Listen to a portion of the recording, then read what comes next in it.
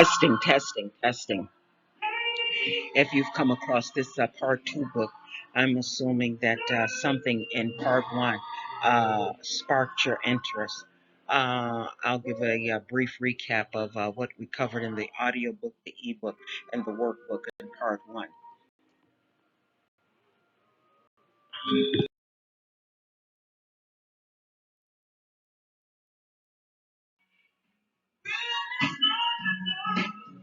Hello, hello, hello.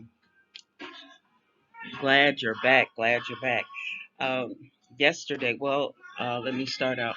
If you're new to Eat with Satisfaction, I'll briefly give you a real quick recap. I started this eating lifestyle um, quite a few months ago. I moved, and when I came to this new location, I was really, really, really sick. I mean, words can't even tell you. If you're unfamiliar with part one, this is part two.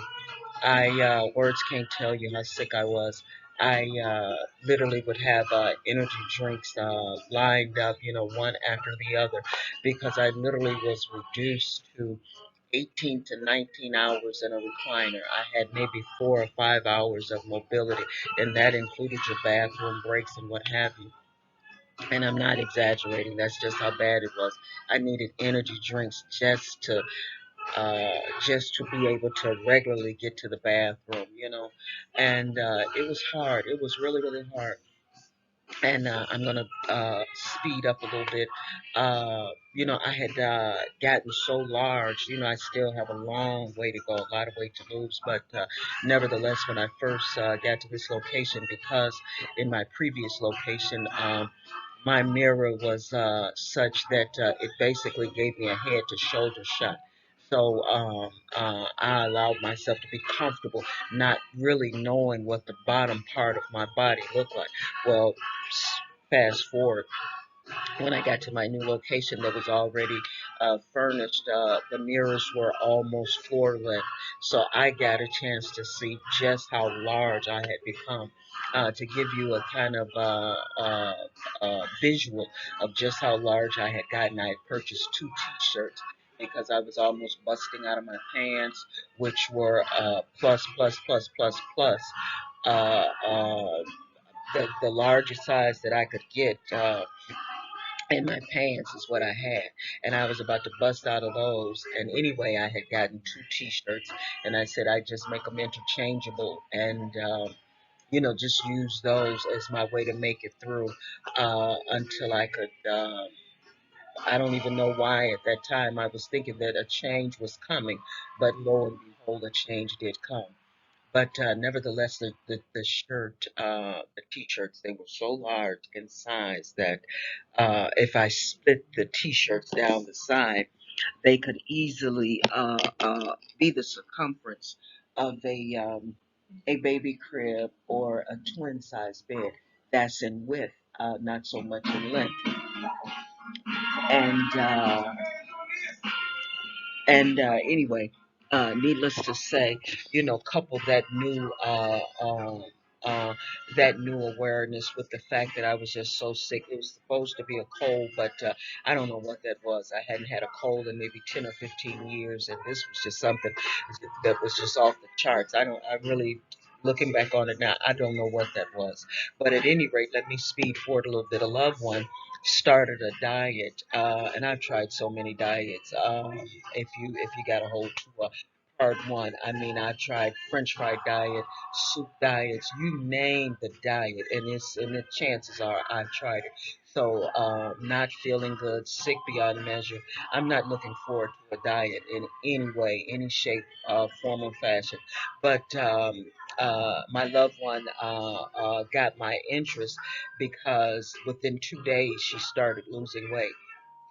So it sparked my interest, and not only, I was at a situation that was maybe like a step away from hopelessness had it not been for my faith. And so, I first thing that I surmised, what do I have to lose, in that state, right? So the first day, needless to say, I didn't see I didn't see any changes.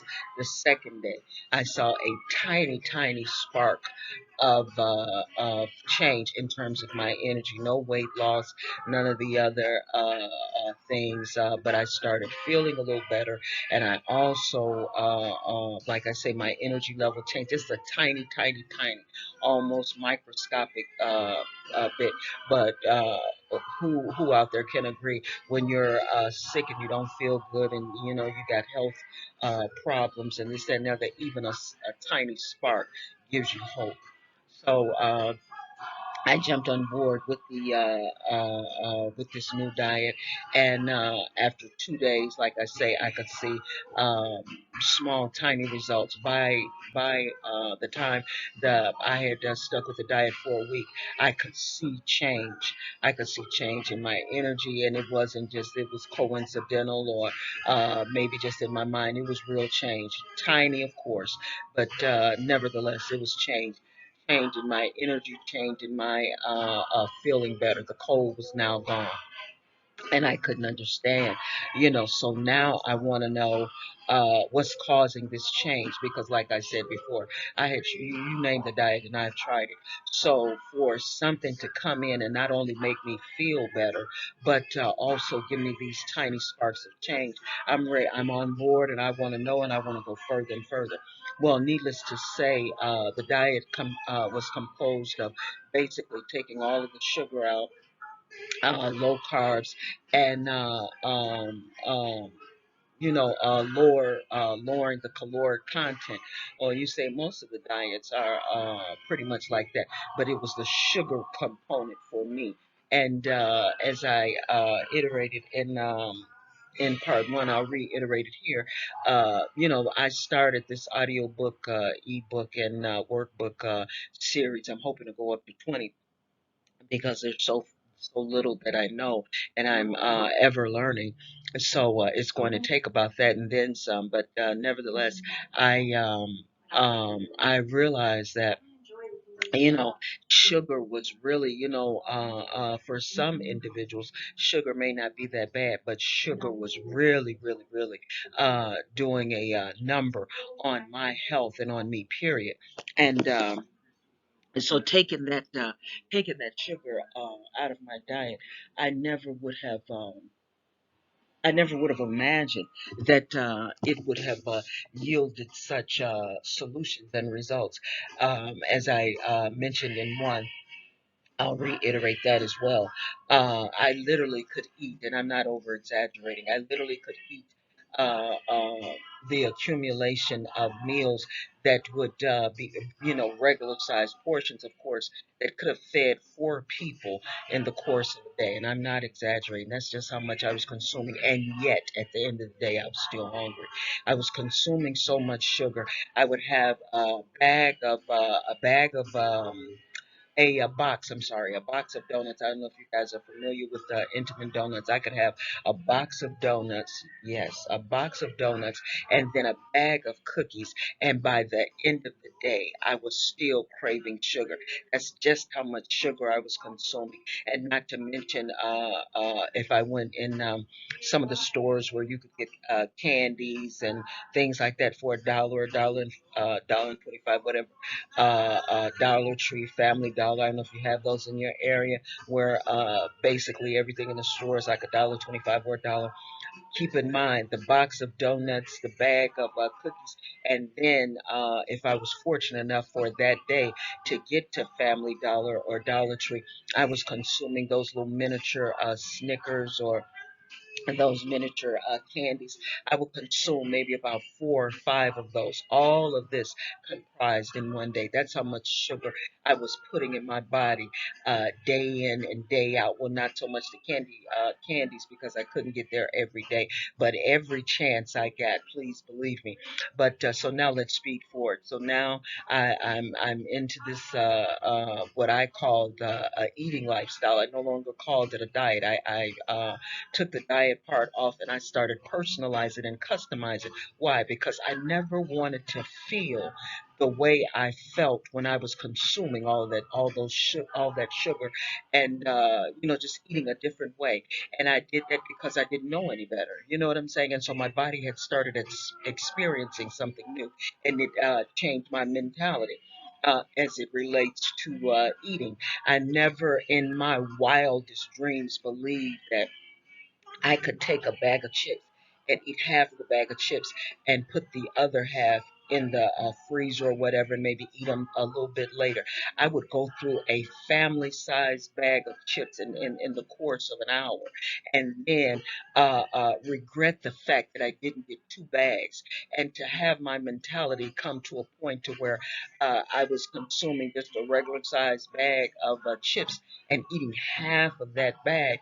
It was just unfathomable to me. But I just didn't know these things. Just like still, I'm yet yearning and yet learning so much that I realize that I don't know. Every day, I realize just how little I know about this thing called health and eating and maneuvering your way around food to the point where it benefits you and it does not hurt you. And so, and I mean, the way I was eating, it was hurting me so bad that I literally could, after I would consume all of that sugar, my body would almost shake in pain, just relentless pain.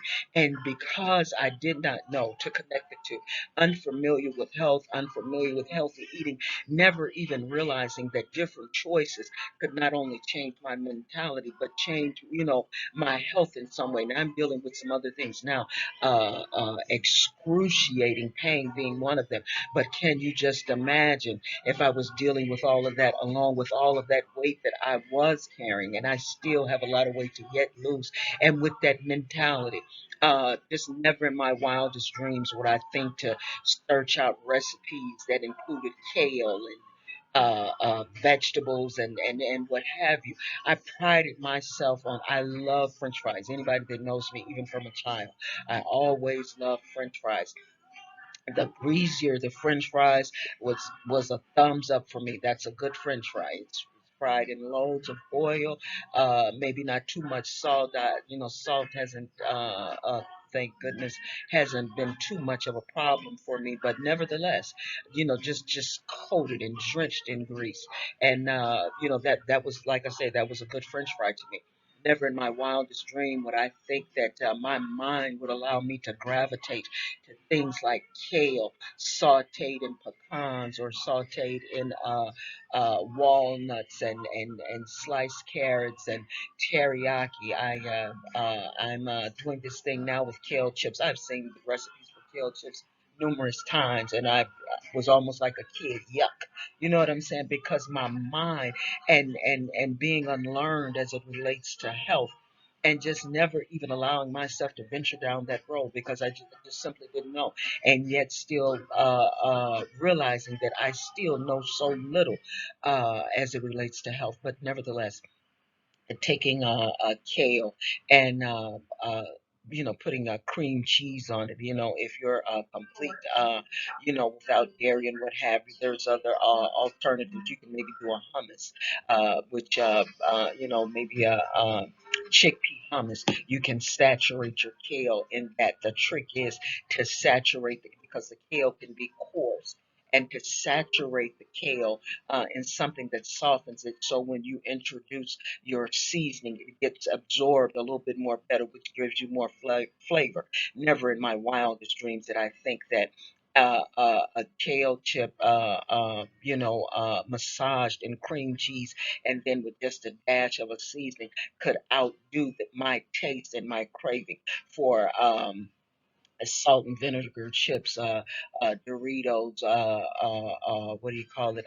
Hot chips, And I dealt real heavy with deprivation. I'll touch on that again too. I don't never want to get to the point to where if I do have a taste for any of those chips that I don't do it because I don't know if you feel that way. Like I say, this is an individual journey, but when there are things that you feel deprived of, a lot of times they'll make you more desirous of those things. If I shared this too.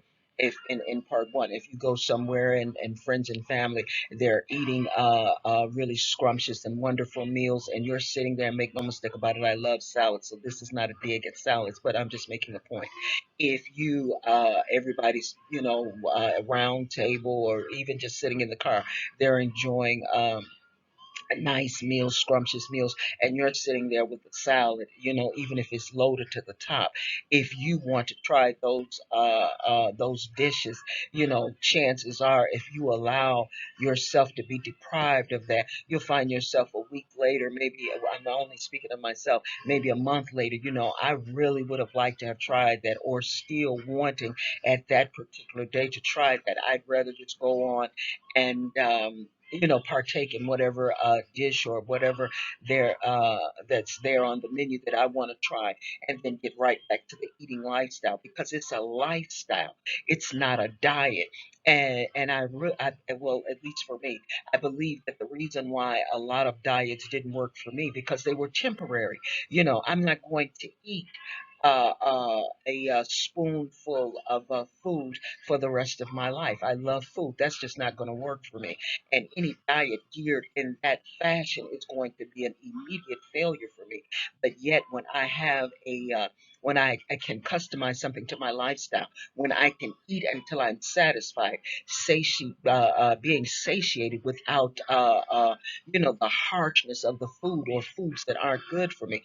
I can take a kale and do things with it all day long, and eat when I get ready, as opposed to being deprived. Okay, you eat this little small portion of a spoonful of food, and then, maybe if you're lucky, you'll get a spoonful more, and I'm over exaggerating now, of course, but you catch my drift. So I'm going to give you a quick recipe. I was enjoying the sunshine as I was recording, but the sun is leaving me now. So I'm going to wrap this up, and then, as opposed to giving you one recording, I'll give you two tomorrow. So that kale chip that I was talking about, that recipe was comprised of maybe a cup of kale, washed and chopped, uh, a fourth of a cup of cream cheese massaged into the kale. Remember, your kale is generally coarse. That cream cheese, it's serving a purpose, at least for me, to soften the kale up, so it absorbs the seasonings a little bit better. I happened to go in Dollar Tree, and I saw this garlic, honey, and what is it? Parmesan. Well, anyway, it's three ingredients. Just starting out, I wouldn't recommend that you try anything with honey, not unless it's raw or sugar free. But your favorite seasoning, and put that in the air fryer for literally maybe about I want to say about 4 or 5 minutes. It should start crisping within not just almost over a second, about a minute. It should start crisping, and then you want to rotate it so that way the air fryer is allowed to crisp all of the kale, and it's just unbelievable, the taste. Okay, so I'm gonna leave you with that, and then I'll pick up hopefully tomorrow. I'm trying to get my YouTube channel together so that way you can pick these recipes up on a day-to-day basis, and maybe some tidbits. Like I said, don't forget, when I get it, I'm gonna give it to you. Okay, take care.